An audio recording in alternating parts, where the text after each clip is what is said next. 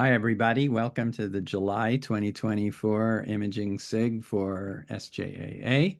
And today we got Akarsh Simha, who's going to tell us all about relativity, cosmology. Well, part one of relativity and cosmology for astro-imagers. Take it away, Akarsh. Okay, thank you. Hi. Um, Let me first give you a little bit of how this talk came about. I've actually taken two professional classes on relativity and cosmology as part of my education as a physicist. So I got my PhD in physics from the University of Texas in 2017. But my specialization was not in relativity or cosmology. So I just took courses that were sort of introductory to the subject. And so I'm not an expert in the field, but at least I'm fortunate enough to have a professional background in physics, like a formal background in physics, that I could pour through the literature and try to make sense of it. And I always wanted to understand, as an amateur astronomer, I really wanted to understand cosmology, to make sense of our place in the universe and the distant galaxies we look at, and so on and so forth, right? And so that's why I started learning this subject, and I did so as from the perspective of an amateur, right? And the books that I refer to are mostly like books written for enthusiasts or undergraduates. So there's no tensor calculus in this talk at all. And you might have heard that the mathematics for relativity is really complicated because of this beast called tensor calculus and differential geometry. That's what I studied in grad school. But to really get an intuitive understanding of these concepts, I think it's much better to take the amateur perspective and look through books written for amateurs that don't use tensor calculus, or books written for enthusiasts. So let me show you my number one reference. I highly recommend this book. I'm sorry, it's partly blurred. Maybe if I show my face. Yeah, okay. So this one's called Gravity from the Ground Up. It's by Bernard Schutz. Bernard Schutz has two books. One of them is a textbook. That's the one you don't want if you're an amateur, trying to learn this subject without going through tensor calculus. This is the book you want. And this one only uses high school algebra and a little bit of calculus. And it assumes like a high school background in physics. And it's not all about general relativity. It's about astrophysics, about like Newtonian gravity and all of that. The other book I have a picture of here is unfortunately out of print. So, trying to get a used copy is pretty challenging. That's Gravity, an Introduction to Einstein's General Relativity by James Hartle. And this book is actually an undergraduate level textbook. So it actually does not spare the mathematics and so on and so forth. But it follows what we call a physics first approach and not a math first approach. So the first few chapters of the book are not about differential geometry and four-dimensional manifolds or whatever. They are about physics, right? They're about special relativity and so on. So that's a textbook that is much more accessible. And if any of you have tried to learn this subject, you might have come across books like the phone book, as that's what we call it, Misner, Thorne, and Wheeler, Gravitation. It's a black, thick book. That's really good if you want to understand differential geometry. It's not good if you want a physicist's understanding of GR. So hence these references. And so I'll start off with by talking about special relativity, and then we'll go on to general relativity and talk about a little bit of, try to get a little bit of intuition about curved spaces and curved spacetimes. And that's the aim of part one, is to set up the stage so that when we talk about cosmology, you already have a strong background in GR and special relativity. So in some sense, you could do the entire cosmology discussion without all of this, because cosmology is a relatively simple application of GR. In fact, some people say you can do cosmology you can derive the cosmology equations just from Newton's laws of gravity and Newton's second law. But I felt it would help to have a more formal understanding of GR so that it clears some of the confusions that cosmology throws when we talk about an expanding space-time. So that's the goal here. There is mathematics, and I plan to try to keep it as minimal as possible. Now, if there's time and if there's interest, I can go through my entire mathematics section. Again, the math only assumes a background in high school algebra and trigonometry, but nothing about tensor calculus. So I believe it should be accessible, but it might bring back flashbacks of college or high school. So okay, so let's get into special relativity, or SR for short. Yeah, you would have heard that GR, SR, and quantum mechanics have a lot of counterintuitive ideas. In some sense, our intuition for the universe around us is built from our experiences and from our instincts as human beings, and we have exposure to a small range of length, mass, and time scales that we are used to in our daily lives. For example, perhaps the biggest distance we can visualize is probably 100 kilometers, or maybe 1,000 kilometers, as that's about 600 miles, as a distance that you would reasonably think of as driving distance, right? And the smallest you might visualize is maybe a millimeter or hundreds of micrometers, which is the thickness of a human hair. But the universe has a range of phenomena that is way larger, right? The size of the universe itself is about the size of the visible universe itself is about 20 billion light years or something like that. I don't remember the exact number. And the smallest things that we understand are like atomic nuclei, which are of the order of femtometers, which is 0.0015 times and 1, or 14 times and 1 meters, right? So 10 to the minus 15 meters. So there is no reason why the model of the universe that we have developed by living our lives here should apply to the scales that we are not exposed to. So what we have developed is actually an approximate model of the universe. So some of these ideas will sound really bizarre, but that's how the universe works. It's just that we have no experience with that regime where the universe behaves that way, because we don't encounter it in our daily lives. So that's essentially what I've written down here. So that's why it's full of counterintuitive ideas, but this is the way the universe works in some sense, as shown by experiment and by theoretical consistency.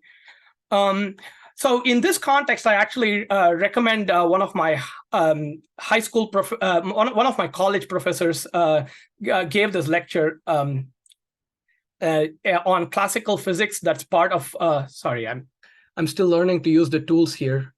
I think, okay, this is the highlighter. Yeah, there it is. So this, oh, wow, it's a black highlight. I'm sorry. Anyway, you know which section I'm referring to. My college professor, Balakrishnan, he's a very good teacher, and his lecture on classical physics that's available on YouTube as a part of a series called NPTEL is really famous. It has a lot of views, and it's people around the world have given it very high ratings. That's a lecture worth seeing, because he tells you what physics is about and emphasizes this point, and it's sort of entertaining. Anyway, let's get into SR. Okay, the first thing in SR is that there is a special kind of, in the universe, there's a special kind of motion called inertial motion, and an observer who is undergoing, like an observer is anyone looking at the universe, including you and me. An observer that follows this motion is called an inertial observer. And an inertial observer is one who is moving with constant speed in a straight line. And for some reason, this is important in the universe because of what's coming next here, is there's an observation that says the laws of physics take the same form in all to all inertial observers. Okay, a frame of reference you can think of is like an observer with a ruler and a clock, so they can actually do some physical measurements. That's what I think of when you use the word frame of reference. So it's sort of interchangeable with an inertial observer. So the laws of physics take the same form for all inertial observers. And in other words, no experiment can distinguish between one inertial frame of reference and another one. Or in other words, you can't tell whether you're at rest or moving at a constant speed in a straight line. In fact, the term being at rest on its own doesn't mean anything. It's only rest with respect to something else. There's no concept of absolute rest in this universe. And we have some experience with this, because if we are driving down the freeway at 70 miles an hour in our vehicles, we don't feel that we are moving at 70 miles an hour. We only feel the accelerations, the braking, and the wind hitting us, right? But nothing. And if our windows are raised, we sort of don't feel the speed, but we do feel accelerations, right? So that's a property of the universe, and that's called the principle of relativity. The principle of relativity was actually stated by Galileo and not by Einstein, so it dates way back, and it's part of our everyday experience. What is not part of our everyday experience is the second postulate of special relativity, which relates to the constancy of the speed of light. So Einstein realized after a bunch of experiments and not just experiments, but theoretical consistency in the theories of physics demanded that this must be true. And that is that the speed of light is constant in every inertial frame of reference. And it has the same value, and that's its numerical value, 299,792,458 meters per second. Firstly, I should say there's nothing special about light. This is the speed limit in the universe, and light happens to drive at the speed limit, if you like. The reason this is really bizarre is what this is saying is as follows. If I have a flashlight and I shine it, then the light from that flashlight is moving at the speed at the speed of light. But what is also saying is that if I were to now board the Caltrain, and I'm riding the Caltrain at 40 miles per hour, and I shine the same flashlight, I will see the speed as the speed of light, but so will somebody standing on the platform watching the Caltrain. So you would normally imagine that the speed of the flashlight beam as seen by an observer on the platform of the Caltrain station would be the speed of light plus the speed of the train, which is 40 miles per hour or whatever, right? But instead, it's exactly equal to the speed of light. So the normal addition of velocities that we're used to doesn't work, especially close to the speed of light. So it's only an approximation that we think that velocities add. And the speed of light travels at the same speed in vacuum, no matter which inertial frame you're looking at it from. That is mind-blowing. Okay, and that's going to cause a bunch of consequences that we will arrive at now. Okay, so the style of this talk is going to be that of thought experiments. Now, there's different ways to take a postulate like this and arrive at predictions or conclusions from it, draw conclusions. One way is to actually work out the mathematics. You write down the mathematical theory and you say, okay, the speed of light is constant, so this is how velocities should add. And then you do all the calculations based on that, and then you arrive at the implications of special relativity, like time dilation and length contraction and so on.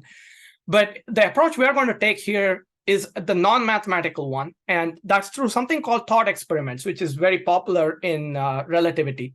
A thought experiment is where you imagine an experimental setup, and then you apply this postulate and draw conclusions from this postulate, and that becomes that's how we will derive various phenomena.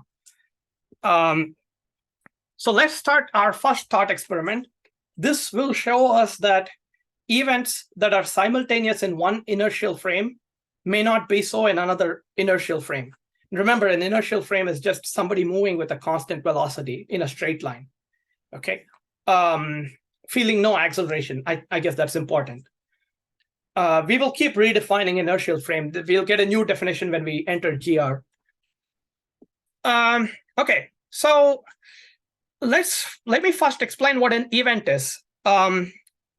A point is a position in space, right? So you could say, well, GSSP at Aden is a point in space, the city of Aden, California, right? An event also has a time. So GSSP is an event, or the start of GSSP is an event. It starts on Wednesday of whatever, July 2nd at 2024 at Aden. So that would be called an event where its address is both a spatial position and a time. So x comma t is an event, right? So what we're used to in everyday lives is that, sure, events can be events happen all the time, but if two events are simultaneous to one observer, they are simultaneous to everyone. So we don't even think about simultaneity in our daily lives. But relativity says that that's not the case. When things are moving close to the speed of light, events that are simultaneous to one observer need not be simultaneous to another observer. And so let's go through this animation here. The setup here is that there's a train compartment, and you can imagine there's an observer sitting in the train compartment, and right in the exact center of this train compartment, there's a light source. The light source is sending light in all directions, and in particular, it's sending light towards the front of the train and the back of the train as well, and the light source is switched on at some time. Okay, and the light beam leaves the light source and hits the front end and the back end of the train. Because the light source is at the center of the train, okay, it hits both it has the same distance to travel to the front of the train and to the rear of the train. So it hits both the front and the rear ends of the train compartment at the same time, okay, as seen by somebody sitting on the train. Now, somebody on the platform is seeing this train move to the right at 1/4 the speed of light. That's the number I've chosen. It could be really any speed. But for this simulation, I've sort of chosen 1/4 the speed of light and slowed things down. So what's happening from the perspective of somebody seeing this from the platform is that the light hits the rear end of the train first, and then the front end of the train later. And so let me play that again. The idea is that the rear end of the train is catching up to the light source. The front end of the train is running away from the light. So the light has a shorter distance to travel to hit the rear end of the train compared to a longer distance to travel to hit the front end of the train. Okay, now in ordinary, what we'd call Galilean relativity, you would never have this problem, because you would say, of course, the light that's going towards the front end of the train is not moving at c, the speed of light, but it's moving at the speed of light plus the speed of the train. So it moves faster in the forward direction as seen from the platform. And you would say the light heading to the rear end of the train is heading at c minus c/4. So it's moving slower because of the motion of the train. But Einstein's second postulate says that's not the case. So what actually happens is that the light hits the rear end of the train first and then the front end of the train. And so the two events, which is the light meeting the two ends of the train compartment, which were simultaneous for this person that's sitting on the train and riding the train, the events were simultaneous here, but they're not simultaneous for somebody on the platform. Okay, so this is the first counterintuitive conclusion of special relativity, right? Okay, so let's move on to the next conclusion. So the next conclusion here is that moving clocks run slow. And this effect or phenomenon is called time dilation. You've probably heard of it because it's pretty popular. Okay, to illustrate this, we are going to create a really special kind of clock. The truth is we are making a statement about time in itself. The nature of and the construction of the clock is irrelevant. But we are going to construct this special clock out of light, okay, because we want to be able to draw conclusions using the constancy of the speed of light. So to connect from our postulate to this, the outcome of this thought experiment, we have to create a contrived kind of clock that uses that, where we can apply that postulate and draw conclusions. But this conclusion applies to time itself or to any form of clock. Okay, and there's an easy way to see that. I'll just skip over that for paucity of time, though. So the construction of the clock here is there are two perfectly silvered mirrors facing each other, and they're perfectly collimated. So unlike our telescopes, and the light is bouncing back and forth between the two mirrors. So you can think of this photon that's going up and down. They're separated by length L. Okay, so that's what the light is doing. And every tick of the clock occurs when the light reaches the lower mirror, just for argument's sake. So the ticks of the clock are separated by the amount of time it takes light to travel this distance L and travel the distance L again back. So it's about 2L over C is the time of the ticking of this clock. Okay, C is the speed of light. And if you're not following the mathematics, it's fine. All I'm saying is that it takes a certain amount of time for the light to travel this distance, and that's the time difference between the ticks of the clock. Now, we put this clock on a train that's moving really fast to the right and view it from the platform. And this is what we see. Okay, the light is now moving at an angle because the train is moving, right? So the light traverses this path between ticks.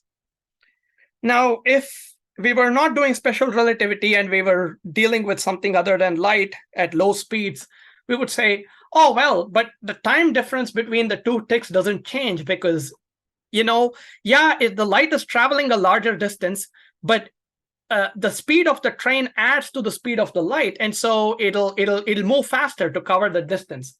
But again, the second postulate of special relativity says that light travels at the same speed in all inertial frames of reference. So the speed of light is still c here, but light is traveling a larger distance at the same speed. So that means the ticks of this clock have to be, as seen by the person on the platform, have to be spaced out with a larger gap because the distance that the light is traveling at the same speed is larger.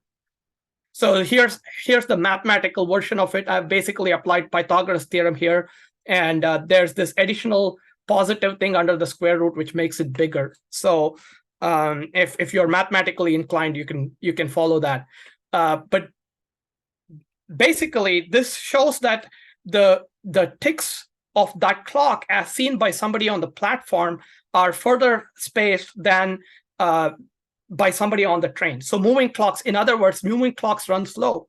And is this special to this clock? No, it's not special to the construction of this clock, because I could synchronize some other event that's going on here. Let's say, my heartbeat on the train as counted as so many ticks of this clock, right? And the person over here will, that is a statement that's true, right? My heart beats once every so many ticks of the clock. That statement translates here as well. So this person will actually see my heart beating slower, right? So every clock, the time itself runs slow. Now you may ask the question, well, if the clock on the train runs slow as seen by somebody on the platform, then what about the clock on the platform as seen by somebody on the train? So imagine there's a clock on the platform. Will that also slow down, or will it be faster? And what is the contradiction there? Because this illustration seems like the direction of movement doesn't matter, so it should also slow down. And the answer is yes. If I were sitting on the train and looking at a clock on the platform, the clock on the platform will appear to run slow. And there's no contradiction here, because when you compare the two clocks, you're going to compare them at the same time. And I won't go through this argument. I've left it here.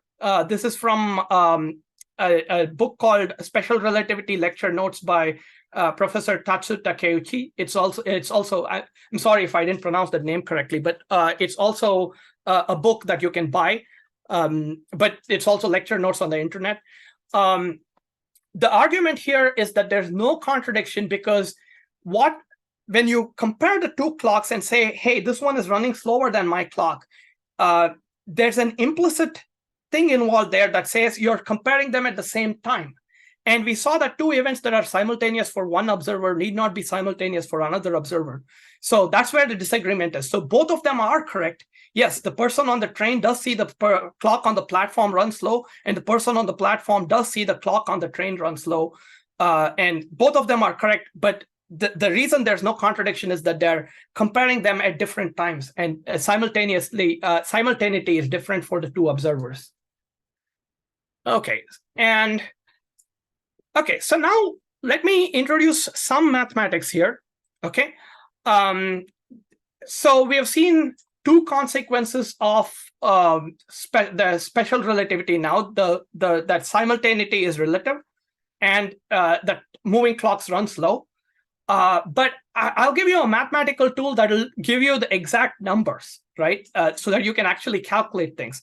And the key idea in special relativity that you can derive from that clock example is that this distance between two events, remember, an event is a point in space and time. I'm going to use the word space-time because relativity warps space and time together. And like we just saw, things that are separated further in space, the moving clock will also be separated further in time. So it's useful to think of it, space and time, as one entity that is space-time. Okay, and events are points in space-time. So they have an address in space and a time instant in time, right? And so you can think of a distance between two events, just like you think about a distance between 2 points in the world. So you can think about the distance between, let's say, San Francisco and Oakland or whatever in the Bay Area. And to do that, you normally use Pythagoras theorem in plane geometry, right? So you take the difference in the x coordinate and you take the difference in the y coordinate, and then you sum the squares together and take the square root. That's the distance formula.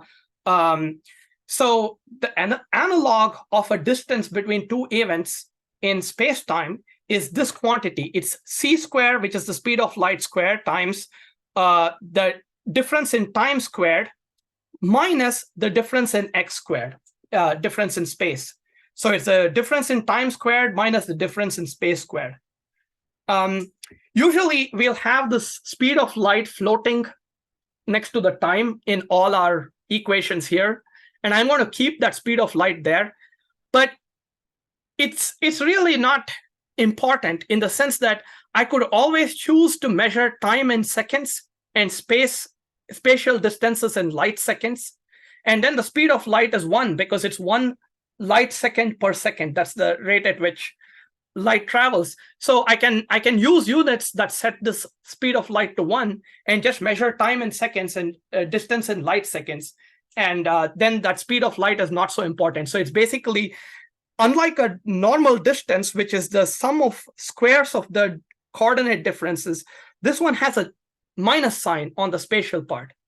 Okay, so it's a little different from a typical distance, and so we call it the space-time interval instead of the space-time distance. And just like if I rotate my head or I change my coordinate system or whatever, change my perspective, the distance between 2 points always remains the same, even though their coordinates might change. In the same way, the space-time interval remains the same in all inertial frames, even if the specific coordinates, which is the difference in time and the difference in space, might change. Okay, so this is a really powerful thing to use. And I've just written the same thing down here in 3 dimensions. Okay, where you just add x, y, you follow the analogy and add the other 2 coordinates, y and z, in place. Right, so this is what we'd call the space-time interval in 3 + 1 dimensions. So 3 dimensions of space and 1 dimension of time. That's our universe. So we live in 3 + 1 dimensions, and So this is the interval between two events in space-time.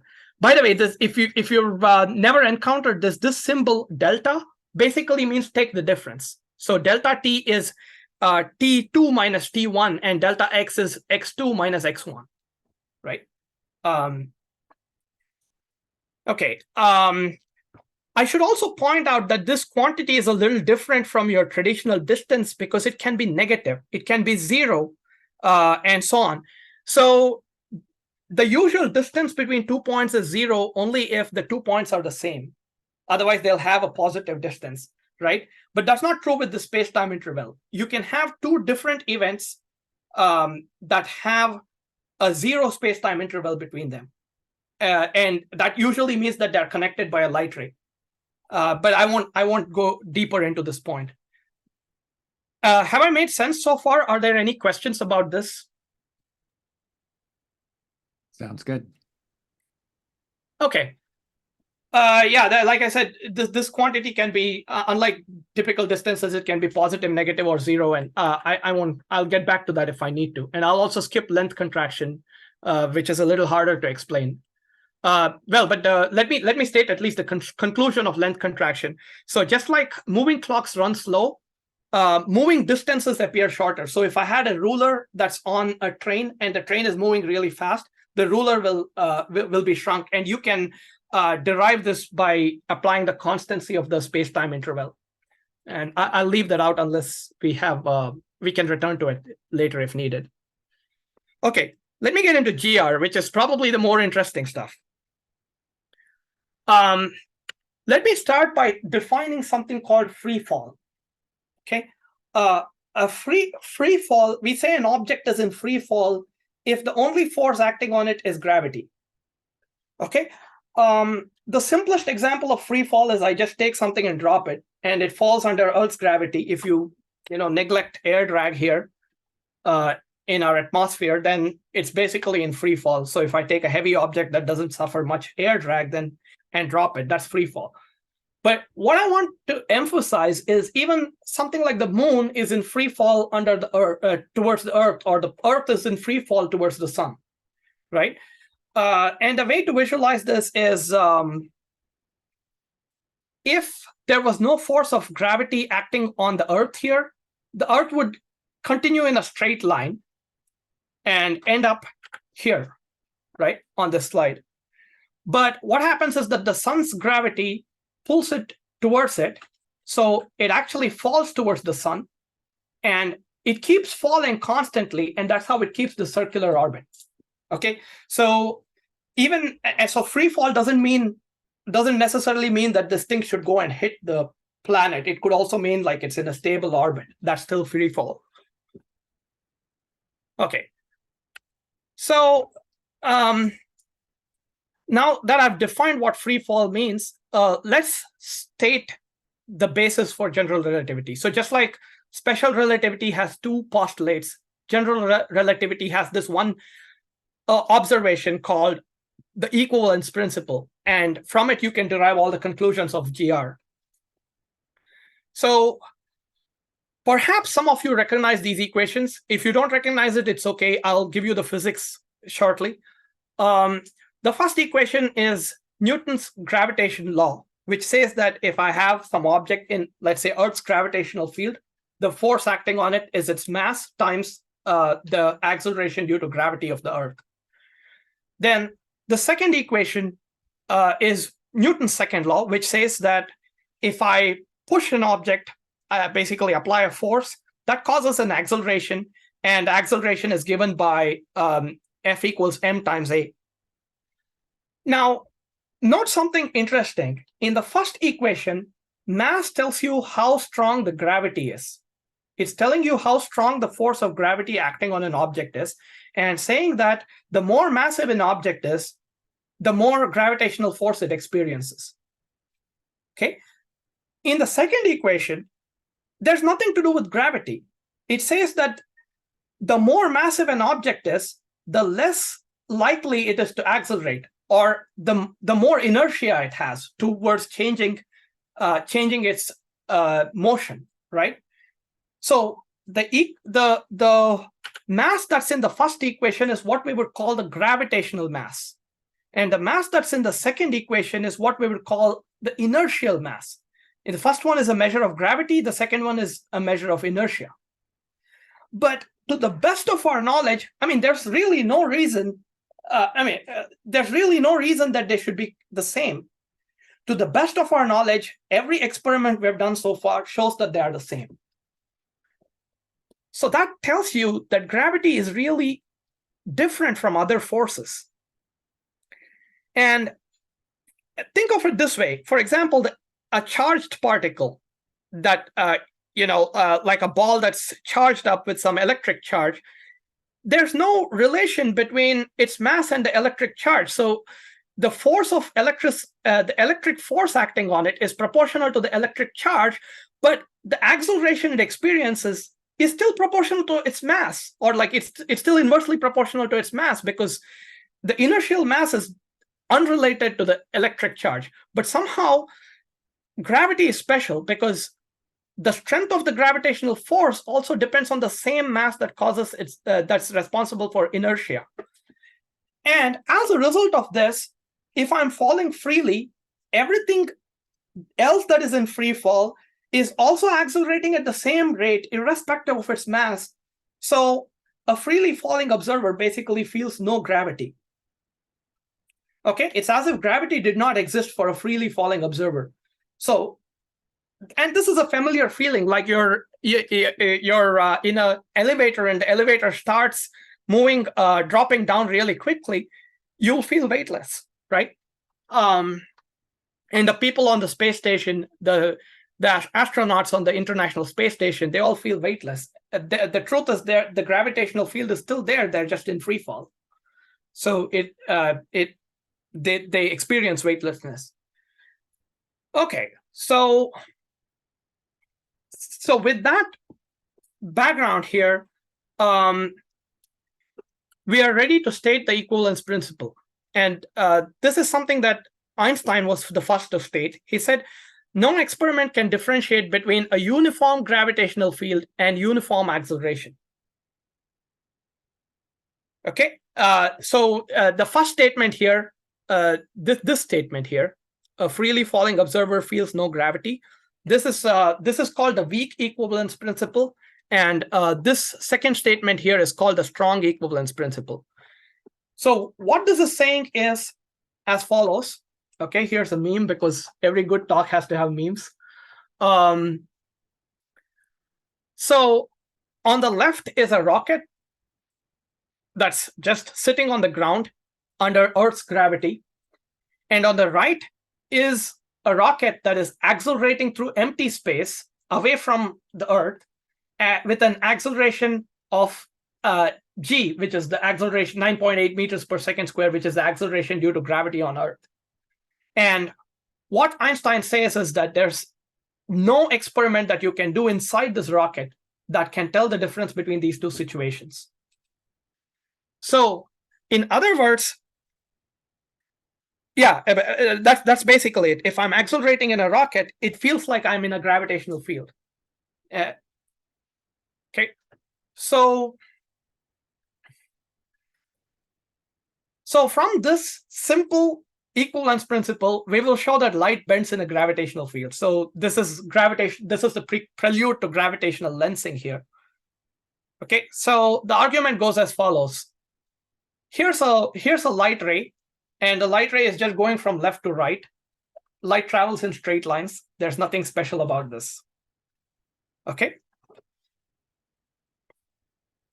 Now, the light ray is still traveling left to right, but passing by it, you can think of a transparent rocket. Here's a rocket that's accelerating with an acceleration a, moving upwards, right? So the rocket starts from 0 speed and is accelerating. Now notice that I've marked the points where the light ray enters and exits the rocket. Unsurprisingly, because of the motion of the rocket, the light enters higher up and then leaves lower down, right? Because the rocket is accelerating. Okay. Now let us say there's a scientist in this rocket, and they have a piece of chart paper or graph paper, and they're plotting the path that the light takes within their rocket. Okay, that's what it looked like. Right? Let me play that again. So they're just plotting where the light beam is inside the rocket on the chart paper attached to the rocket as the light beam goes past. And they see this curve. Okay, that's not surprising either. But here's the interesting part. We just stated the equivalence principle, which says that that situation is indistinguishable from just having the rocket in a gravitational field with an acceleration due to gravity equal to that acceleration that we had earlier. So now we just have a rocket sitting in a gravitational field. And as far as the observer inside the rocket goes, there's no way they can tell the difference whether they were accelerating or whether they are just sitting in a gravitational field. And so they should see exactly the same path of light. And there's the bending of light in a gravitational field. Of course, this effect is very weak for Earth's gravity, but near a massive black hole, for example, it can be very intense. So that's how we know that light bends in a gravitational field. Now, Einstein was not the first to suggest this. Before Einstein, I can't remember who it was. Somebody had done this calculation using Newton's law of gravity. But it's not until relativity that we really had a very good theory of light behaves under gravity. And this is the most accurate theory we know right now of how light bends in a gravitational field. Okay, now here's another fun fact. We just said that light travels in straight lines. Is that a straight line? No, it certainly looks curved. But we can recover the property that light travels in straight lines by positing that space has been curved by gravity. So in this curved space that's caused by this gravitational field, that is a straight line. That curve is the straight line, and light is actually following the straight line, right? And so that's how that's like a sneak peek at what's coming later in terms of curved space-time. Okay, that's one conclusion. The first conclusion we drew is that light bends under gravity. Now, let's talk about gravitational redshift. So this is the observation that when light goes higher and higher up in a gravitational field, it gets redder and redder. Okay, so let's imagine to derive this. Let's imagine a really tall tower. By the way, this is actually how they did the experiment. They had a really tall tower. They had a light source at the bottom, and this is based on a real experiment, except a part where somebody jumps off the tower here. So imagine a really tall tower. There's a light source at the bottom of the tower, which is emitting light of frequency f sub a. Okay, there's a receiver at the top of the tower at B here. And this is, let's say, in Earth's gravitational field. And the question is, what frequency of light does B see? Is it the same as FA, or is it bluer than FA, or is it redder than FA? And recall, I probably didn't emphasize this enough. Recall that for a freely falling observer, the gravitational field vanishes. We know how to do physics so far without a gravitational field. So we know special relativity and so on and so forth. We've discussed it. So if we want to adapt the conclusions from there, we need to introduce an inertial observer, because we know how to do physics with an inertial observer, right? And we are trying to learn how to do physics in gravitational fields. So if we introduce a freely falling observer, basically somebody that jumps off the top of this tower and is freely falling under the gravity, it's as if they did not have any gravitational field in their environment, right? That's the weak equivalence principle. And they can essentially apply the laws of special relativity or regular non-gravitational physics and draw conclusions. So for that reason, we'll imagine now that somebody is jumping off this platform and freely falling. And we'll set it up such that exactly when the source at A is turned on and emits a photon, exactly at that instant, this person jumps off the platform. Okay, so that's the setup of this experiment. Now, this freely falling observer is an inertial observer, and they don't have any gravitational field, and they also have zero velocity with respect to this photon. Like they're not moving towards or away from the source when they jump off, because that's how we designed it. They jump off exactly when the source releases the photon, and they're momentarily at rest because they have not yet started accelerating. So that means C sees that this photon is at the same frequency f sub a. They don't see a red shift or a blue shift because they are at rest with respect to the emitter, right? So now let's look at what B sees. That's what we were after. So now from C's perspective, everything is moving up, accelerating up. The photon is moving at the speed of light. There's no gravity for C, so it's just moving straight up at the speed of light. Nothing happens to it. The entire tower, etc., is accelerating past with an acceleration equal to the acceleration due to gravity on the Earth, right? So basically, the velocity of B starts out at 0 and then keeps increasing away. So I'm just drawing the things from the perspective of C, who is falling to the ground. So in all of this, you can see that C sees this photon having the frequency FA throughout, but C also observes that B is receding from the photon. When the photon arrives at B, B has developed a velocity and is receding from the photon. B is running away from the photon. And we know that whenever a source or an observer is receding, we should see a redshift, right? The distant galaxies that are moving away from us are redshifted. So therefore, we can conclude using this experiment that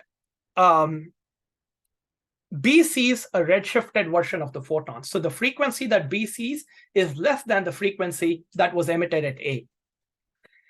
Okay, so this argument is, by the way, from that same book that I mentioned, Gravity from the Ground Up. I just animated it. There's, I think one of our SJAA SIG members mentioned that there's another argument for this given in Feynman's lectures on Physics Volume 2, the very last chapter.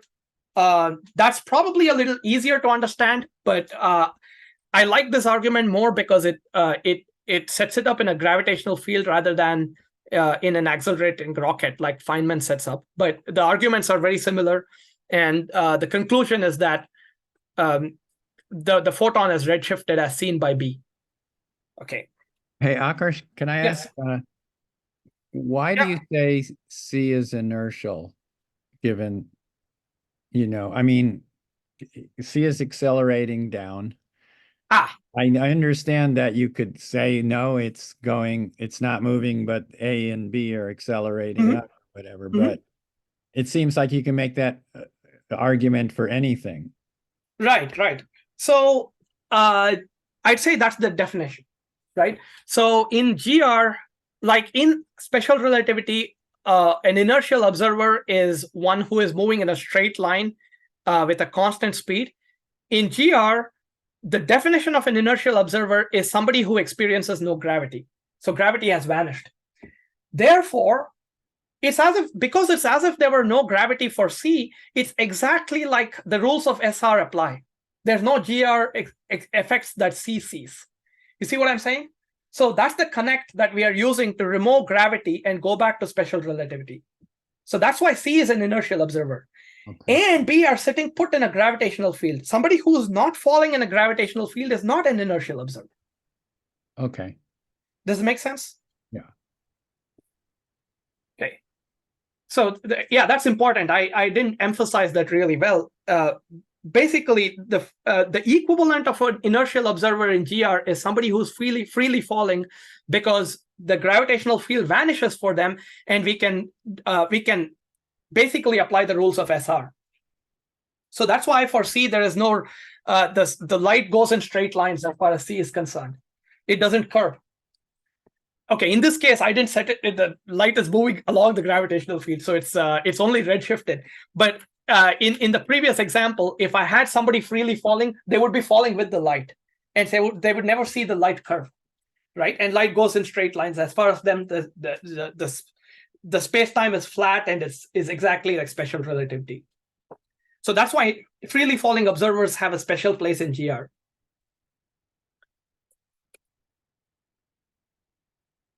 Any other questions? Yeah, this argument is a little complicated. I hope I made a good attempt at explaining it. Feynman's argument is a little simpler if you want to look at that. Okay, so we talked about gravitational redshift. A natural consequence that we can derive from that is gravitational time dilation, which is the conclusion that clocks that are lower in a gravitational field run slower. So basically, a clock that's placed on the surface of the Earth will run slower than a clock that's placed at the top of Mount Everest, right? And how can we confirm this? So imagine that there were, in the previous experiment here, imagine that there's a clock down here at A and a clock up here at B, and both of them are ticking at the same frequency, FA. So every time the wave of light there is on a crest, you have a tick of a clock here. And every time the wave is on a crest, at the same frequency, there's a clock ticking here, right? So there are two clocks and they're synchronized. And let's synchronize A with the frequency FA so that every time there's a crest of light emitted from the bottom, the clock ticks. Okay. Now, we know that because of the redshift, the frequency that B sees is lower, so the crests arrive more spaced out as measured by the clock at B. So in other words, if clock B ticks 10 times, the clock at A, as signaled by this light beam, will register less than 10 ticks, right? 10, or in other words, 10 ticks of the clock at A as signaled by the light beam will take more than 10 ticks of the clock at B because the light got redshifted. And so this effect is called gravitational time dilation, right? And the conclusion is that the clock at A runs slower in comparison with the clock at B. Or in other words, time runs lower in a gravitational field. So that's gravitational time dilation. Okay, that finishes my segment on GR and some of its fun consequences. I'll pause really briefly to see if there are any questions.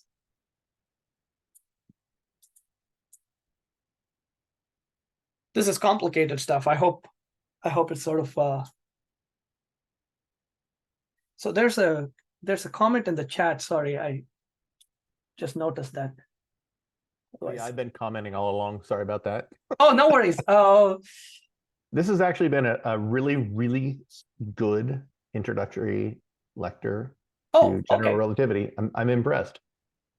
Okay, thank you. I'm glad that it's making some sense. Yeah, it took a lot of time to piece out all the good explanations from the various books and try to put them in images and animations. So yeah, I actually put a book recommendation in there as well that you might be interested in. Oh, what's it called? Flattened Curve Spacetimes by Ellis.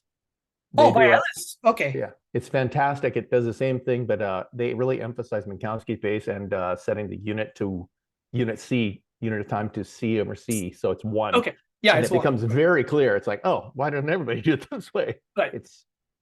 Your explanation was really fantastic. So great job. Okay. Good to get that feedback. Thank you. Now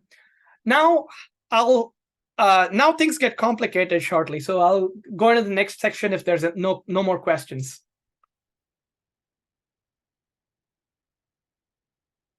Okay, let's dive into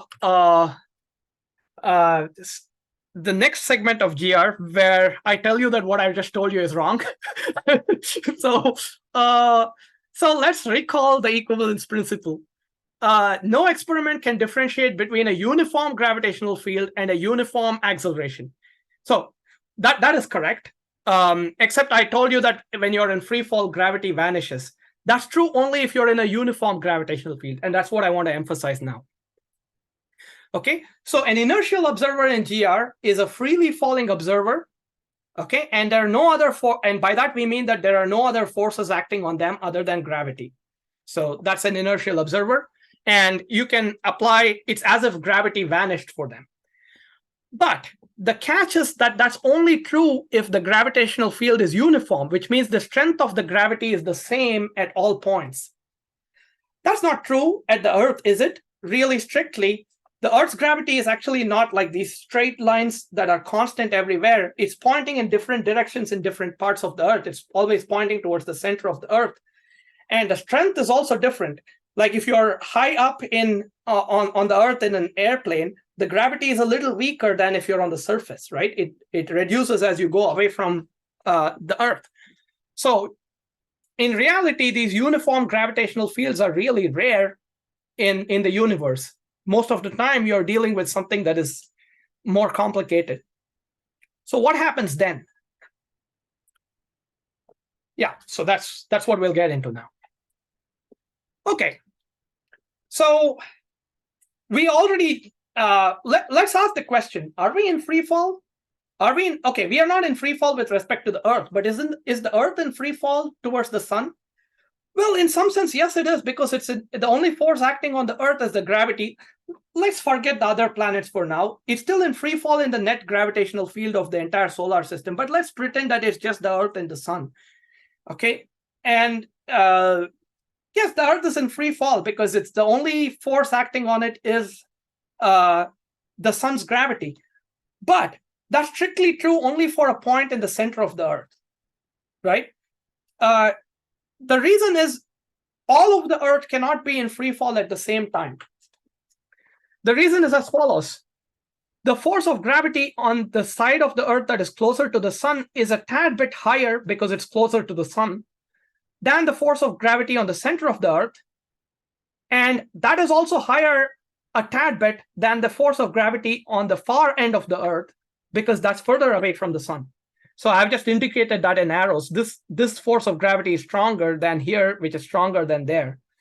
So if the Earth were liquid, obviously it would deform, and you could still every part of the Earth could be in free fall around the sun. But because of this, because the Earth is solid, only the center of gravity of the Earth can be in free fall, right? So that means that the other parts are not in free fall. They're sort of forced to ride along with the center of gravity of the Earth. So similarly, even in this caricature, even the top and the bottom parts of the Earth experience forces that are somewhat tilted here, as I've marked with the arrows. Okay, and so now let's go into the frame of that freely falling point on the Earth, which is the center of gravity of the Earth. That's in free fall. Let's go into that reference frame and imagine what the forces would look like for somebody that's sitting at the center of the Earth, which is in free fall, right? So that's what I'm about to do. We switch to the freely falling frame of the center of gravity of the Earth. And this is what we see. The force is stronger on this side towards the sun, so we see it as a force pulling away. The force is weaker on this side, so we see it as a force pushing away from the sun. Okay, basically I've subtracted the vector that was acting on the center of the Earth because it's in free fall, so that force has basically vanished. But these forces still remain. So in other words, somebody sitting at the center of the Earth and riding along with the Earth would see the Earth being squished and pulled like this. And so if the Earth were deformable, which it partially is, this is what would happen. And we know what this is. This is just tidal forces. So these two places have high tides, and these two places have low tides. So this is tidal force. This is what causes the oceans to rise, right? So in other words, what we are saying is if I were a freely falling observer in a non-uniform gravitational field, gravity doesn't fully vanish for me. What vanishes is the gravity, what am I going to call it? The gravity on me vanishes, but if I go further out in all directions, I might see tidal forces, right? So the Earth is the center of the Earth is in free fall and doesn't feel the gravity of the sun, but the tidal forces still exist.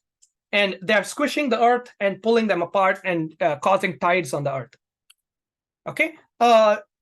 Schutz's Gravity from the Ground Up, same book, has a really elaborate discussion of tidal forces and talks about how the moon, we see only one face of the moon, and that's because of tidal locking. He explains all of that. And it's a really good explanation of tidal forces. We also see this as in beautiful galaxy images, right? This is the mice galaxies in, I think it's in Virgo or Coma. The thing that has pushed this tail of stars from this galaxy is the tidal force from the interaction of the two galaxies. So tidal forces are real, and you can't get rid of them by being an inertial observer. Okay, so they are the remnants of gravity for a freely falling observer. Okay, now we are going to do one more thought experiment. Here's the Earth, except now, unlike earlier, I'm actually considering the curvature of the Earth and the fact that the gravity points in different directions in different parts of the Earth. Okay, so we are going to have a freely falling observer. I don't know why it's not showing up in this frame. So here's somebody in free fall and are freely falling towards the Earth's surface. And they are also watching these two balls fall towards the Earth's surface. Okay, naturally, the Earth draws these balls in the direction towards its center. So let me play that again. That's the setup. Now we are going to do something pretty obvious at this point very soon. We are going to go into the frame of reference of this freely falling observer and see what things look like from their perspective. So now here, from the perspective of this freely falling observer, they are stationary and the Earth is rising to meet them, right? And mysteriously, as if by magic, these two balls seem to be drawn towards them. Right, so that means what explanation will this freely falling observer assign to explain why these balls move towards them? And the answer is tidal forces, right? So we know that what is left over here is basically the equivalent of the tidal force that was squishing and extending the Earth. And that's basically what's happening here. These two balls are moving towards the observer through tidal forces.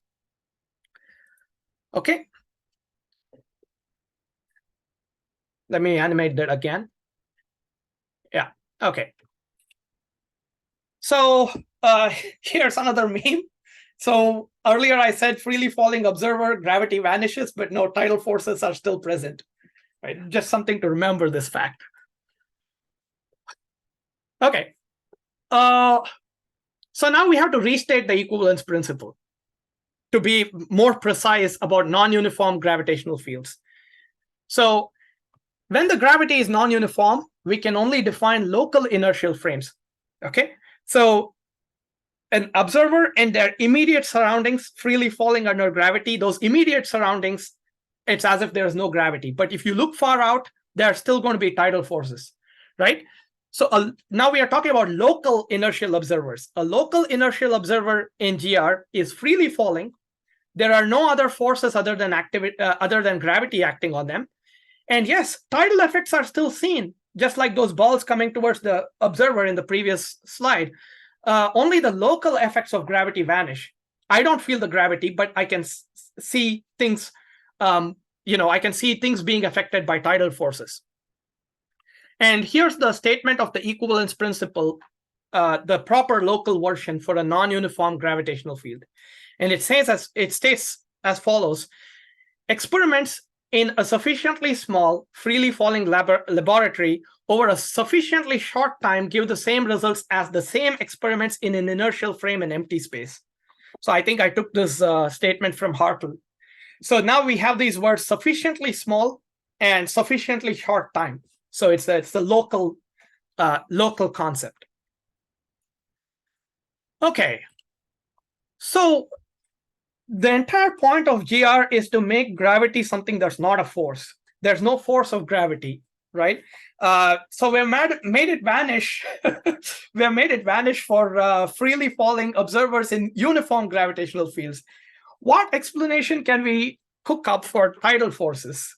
So let's come to that now. Here's a setup where there's a freely falling observer. Okay, they're falling down, and a few seconds later, we are going to release this ball. So we are going to hold on to this ball for a while and release it from a larger height a few seconds later. So here's what's happening. Okay, freely falling observer falls, and then after some time, the red ball falls down. Now, what does it look like from the perspective of this freely falling observer? From this observer's perspective, this ball actually follows this path. Okay, you'll have to take my word for it. I calculated that from in the animation. Okay, the Earth is, from this observer's perspective, the Earth is moving towards them, and this ball is going in that path. Now, there's no gravity for this freely falling observer. The ball has no forces acting on it, right? So it must go in a straight line, really. The answer given by GR is that is the straight line. That curve is the straight line in this curved space. And it looks curved because the space is curved, right? So that's another example of how the curvature of space-time manifests itself. So what we call tidal forces in Newtonian gravity is actually the curvature of space-time in GR. And tidal forces are the real gravitational forces. Okay, and here's a reminder. We are very, very familiar with a certain curved space, and that's our own Earth, right? And we know that airplanes that fly around the Earth or ships that sail around the Earth's seas, they actually move along great circles, which are circles with the same diameter as the Earth's diameter, like arcs of longitude and the equator are all great circles. So we know that planes take this path because although it looks curved, it's actually the shortest distance between 2 points on the Earth's surface, right? So those straight lines in curved space are called geodesics. More appropriately, a geodesic is the path of shortest distance between 2 points in a curved space. Okay, and geodesics on a sphere are great circles. I already mentioned that. Okay, I'm going to skip the rotating platform. I'll come back to it if there's interest in time. Matt is making a comment. I'm about to explain that. Okay. Coming up. Okay, so let's talk about curved spaces now. Let's first talk about what is not curved.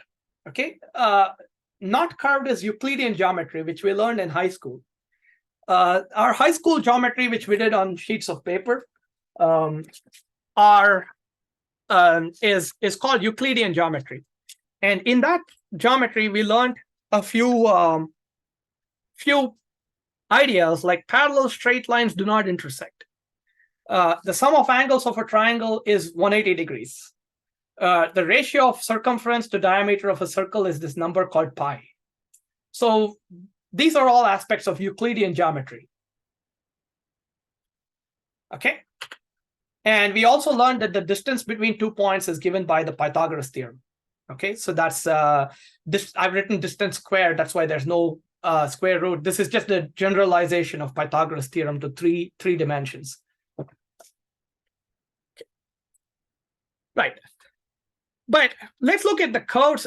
Let's look at an example of curvature, which is the surface of a sphere. And note that we are talking about a two-dimensional surface. When we think of a sphere, we normally think of it as a three-dimensional object. But what I'm asking you to do is forget the bulk of the sphere and just think of the two-dimensional surface of a sphere as a two-dimensional object, right? again, this is pretty easy for us because we live on the Earth and all our roads and everything is laid out in 2 dimensions. Unless we take an aircraft, we are not leaving the surface of the Earth. It feels 2-dimensional to us. Okay, and I'm using a technical term here. I've said that we are talking about the 2-dimensional surface of the sphere, but we have embedded it in 3-dimensional flat space. Our universe is approximately flat. So to understand it, okay, and that basically means that we are visualizing this 2D surface in 3D. Okay, if that did not make much sense, it's okay. You're not missing out on much right now. Okay, let's look at the analogs of Euclidean geometry or the principles of Euclidean geometry that we stated earlier. Let's look at their analogs on the surface of the sphere. So on the plane geometry, we had this concept of 2 parallel lines that never intersect. There is no such thing on the surface of a sphere. 2 great circles always intersect exactly at 2 points, right? And there's an example. So 2 great circles intersect at exactly 2 points. And as a corollary, lines that start out parallel, they eventually intersect, right? I could be walking towards the north from the equator at 2 different longitudes, and eventually I'll intersect at the pole. So here's another fun one. The sum of angles of a triangle is always greater than 180 degrees. It's never, except for really small triangles where it's approximately equal to 180 degrees. For the big triangles, it's going to be much bigger than 180 degrees, right? And in fact, here I've constructed a triangle whose sum of angles is 270 degrees. So the way you do this is you take the prime meridian, the 0-degree longitude, and you draw a line on the equator. You get to the 0-degree longitude, you go up north, and then you come down on the 90-degree longitude line and meet at the equator. So this angle is 90 degrees because it's the angle between, let's say, east and north. This angle is 90 degrees because you went from 0 degrees longitude to 90 degrees longitude. And here's this angle is also 90 degrees because you're going from south to east, right? So all 3 of these angles are 90 degrees. And so the sum of angles of this triangle is 270 degrees. And if you had no idea, like you had no way to visualize this 2-dimensional surface in 3 dimensions, so then this is how you would probe its geometry, and then you would realize this, right? So you as somebody living in 3 dimensions can come and tell me, come on, that's not really a triangle. It's curved. Those lines are curved. But if I were an ant living on the Earth's surface, or if I were a flat earther, I would never know. And this is how I would probe the geometry of my Earth without being able to see it from outside, right? And so this is a bona fide triangle. I just joined three points on the Earth with the shortest distances possible. So that's what I would call a triangle, right? I won't go through this argument, but you can also derive that the ratio of circumference to diameter of a circle is always less than pi or equal to pi. I think it's equal to pi exactly for maybe the equator. No, I think it's equal to pi for a very small circle around the pole. Okay. Now, we stated the Pythagoras theorem as a way to measure distances. What is the equivalent for the distances on the surface of a sphere? The answer is there's something called the Haber-Sein formula, but I'm not going to get into that. What I want to say is the formula for distances between 2 very close by points, right? 2 points on the surface of the Earth, which are really close by, not too far. Then I can use this formula, which says the distance square is equal to the change in latitude square plus this junk times the square change in longitude square. So this object here, cosine squared phi, tells you that distances that are closer to the North Pole, like changes in longitude that are closer to the North Pole, are closer apart than changes in longitude at the equator, right? This is something that you imagers know very well because you know that the stars near the pole, they don't move as fast. They're moving on much smaller circles, right? And there's the cosine delta factor where delta is the declination. So the same thing, the same concept here is encoded by this cosine square phi term here. So you already start seeing that the distance formula looks very different from Pythagoras theorem. And the metric of this distance varies with the latitude, in the sense that changes in a certain amount of longitude are larger at the equator, right? So because the formula itself is changing with the latitude, instead of delta, which normally is used to denote a big change, I will use d. Okay, this is the one change I've made from Schutz. D essentially denotes a very small change. So d phi here is a really small change in latitude, and d lambda is a really small change in longitude. And this formula gives you the distance as long as the changes are small. Okay. So that's the equivalent of Pythagoras theorem on the surface of the sphere. Now, finally, one more implication here of curvature is this bizarre idea that comparing, is this bizarre idea? I'll first show the animation and then talk about its implications. So imagine that I'm holding an arrow that's pointing to north at all times. So here's this white arrow, and imagine that it's a physical arrow that I'm holding, and my job is to make sure it always points to the north. Okay, and now I'm going to take it along two paths to the North Pole. In the first path, I'm going to walk along this pink line and take it to the North Pole. And in the second path, I'm going to walk along this green line, first go along the equator, and then go along this other longitude meridian to the North Pole. And we'll see what happens. And my job is always keep this arrow pointing north, right? There's the first path.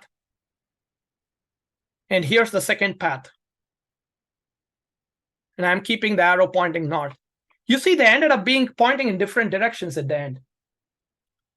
So even though I tried to keep them pointing in the same direction all through, depending on which path I took, I ended up in with an arrow that points in a different direction. Okay, so some of you who have studied physics know that vector quantities like velocity are arrows, right? They're tiny arrows. So what this means is that if on this curved space, if I wanted to compare the velocity between 2 points, 2 different points, I want to compare a relative velocity, it's meaningless because the answer depends on which path I take. So there's basically no way, there's no unique way to compare vector quantities on different parts of the sphere, because the answer depends on which path I take. Okay, so the technical term for what we just did is called parallel transport, and parallel transport of a vector. And getting different results when transporting vectors is when parallel transporting vectors is a hallmark of curvature. In fact, you can use this to define the amount of curvature that the sphere has. So that's an interesting aspect of curved space. Okay. Now, this is a pretty important point. Now, take a sheet of paper like this, and I've drawn some geometric objects on it. Unfortunately, you can't see them, but like I have a triangle, I have a circle. You can just imagine that I drew a triangle, circle, and a couple of parallel lines on this paper. Now, I'm going to roll this paper like this. Has anything about the geometry on that, about the geometry of that paper changed? Like, nothing has changed, right? The sum of angles of the triangle I've drawn here is still 180 degrees. I just bent this paper. That's it. Okay, so nothing about the geometry has changed.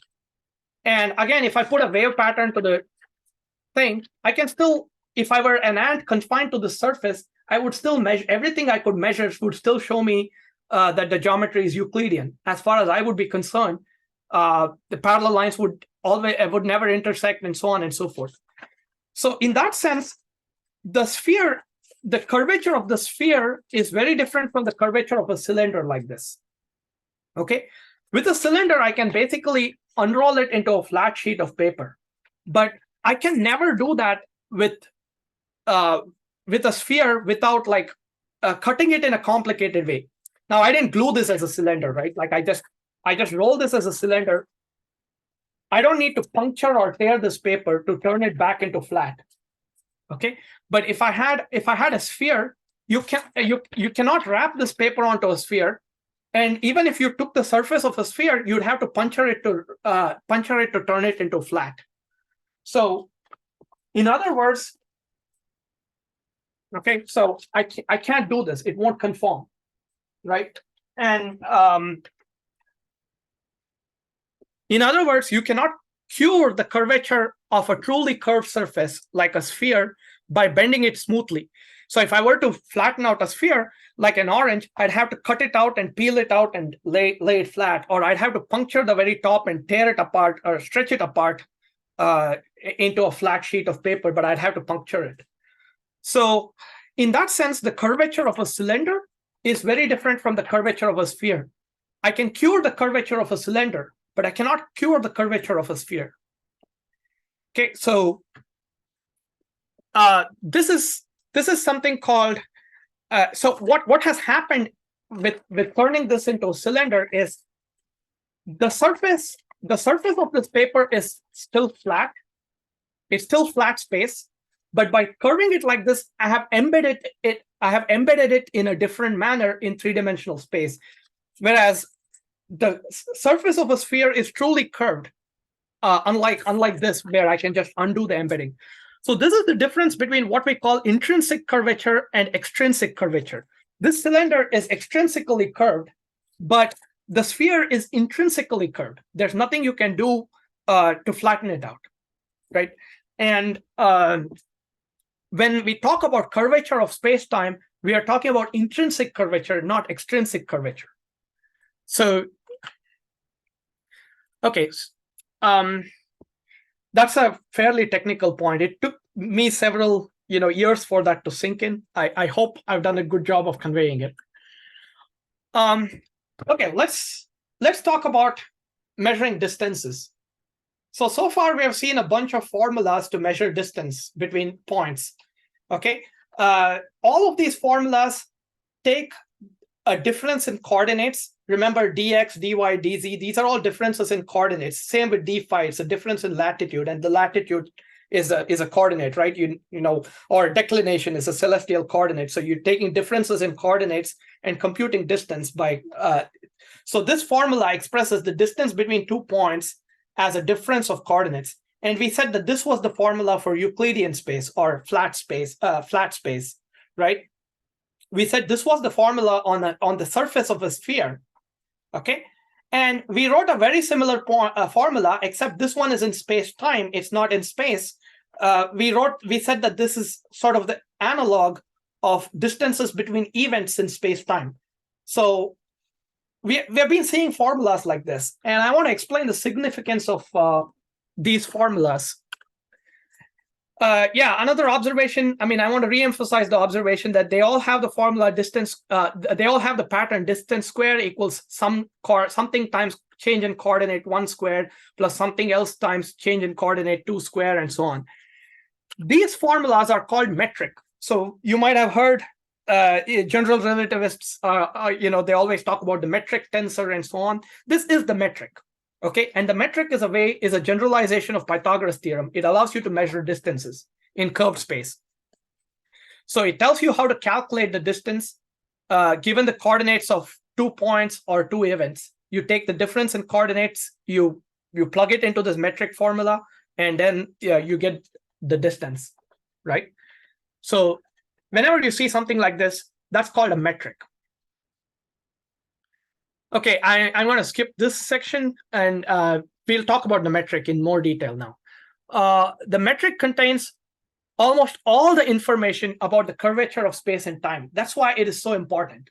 Once you give the metric, it's like you have told me everything about how this space is curved.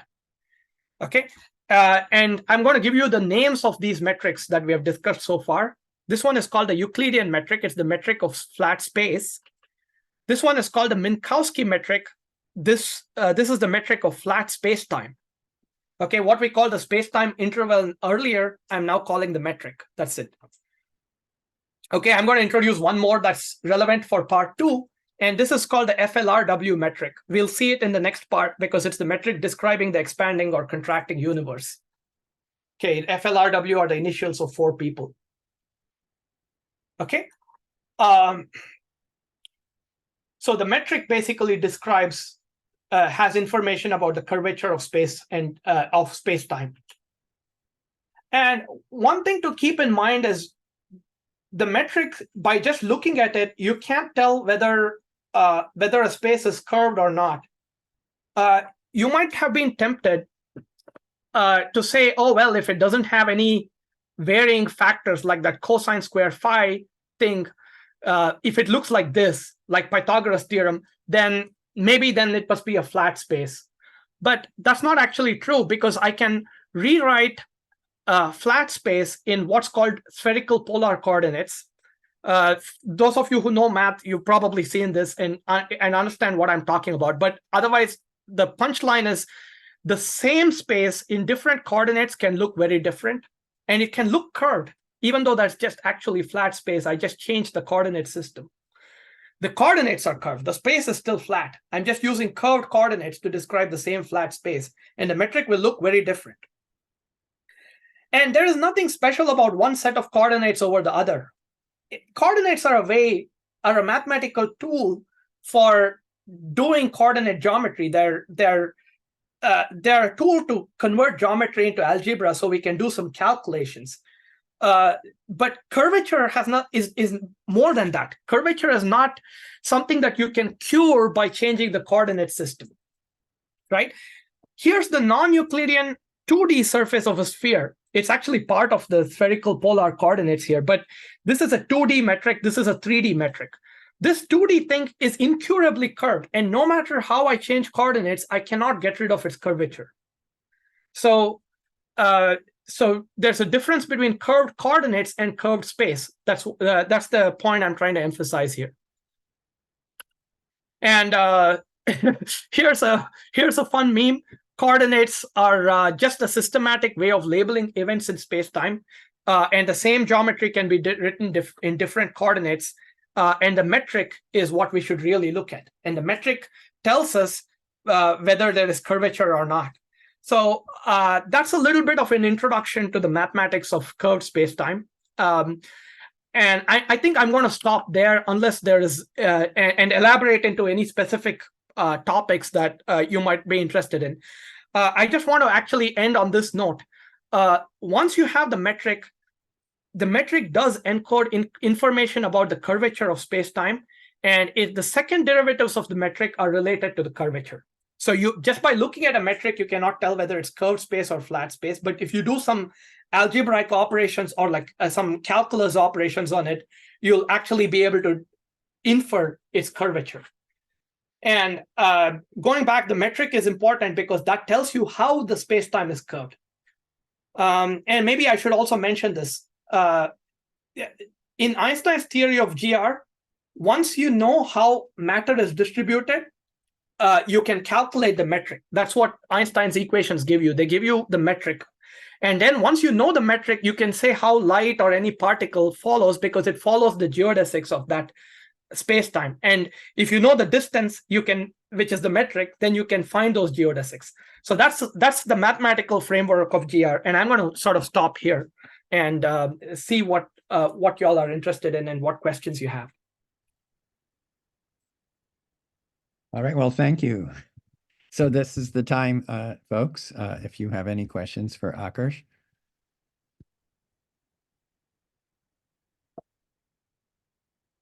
Well, if nobody jumps in right away, let me ask you this. So okay, the plan is in September to do another, part 2 of this.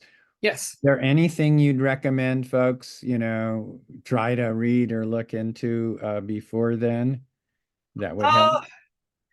Not really, if you're interested. So I found that part 2, you can get a good sense of it without relying on part 1. Without understanding GR, you can sort of get a good sense of cosmology, because the metric of cosmology is really simple. The geometry is very simple compared to compared to, let's say, for example, a black hole. A black hole, you'd really need to understand GR, and I don't understand it well enough to, try to wrap my head around a black hole. So I'd say, if you're interested, I'd say I'll obviously make this presentation available. That's the first thing. The second thing is Gravity from the Ground Up is just a really, really good book. It's very verbose, and it doesn't get to GR until like maybe chapter 17 is where he starts talking about geometry of relativity. So it's slow development, but this is a really good book. So I don't think you need any special preparation for part 2. In fact, I think even if you didn't attend part 1, you can still understand part 2. But the reason I went through part 1 is because it'll give you a much deeper understanding of part 2. Many of the confusing questions that we encounter about cosmology will become very easy to explain with this language. One of my favorite questions is as follows. If the universe is expanding, does that mean that a meter stick that I have is going to expand? The answer is no. And you ask the question, why? Why is the meter stick not going to expand? The easiest explanation and the most enlightening explanation I can give you is that the various points of the meter stick are not inertial observers. So they don't flow with they don't follow the geodesics of the spacetime. So I would use that language to answer that question instead of using the traditional language which says the electrostatic forces in the meter stick are much stronger than the repulsive force of the expanding universe. I don't like that explanation because it talks about the expanding universe like it's a force, and it's going back to Newtonian thinking, right? So that's the reason I went through this, because it gives you the language to better understand cosmology at a deeper level. But I don't think it's really a prerequisite. All right. Okay, so any other questions from the group before we end the meeting?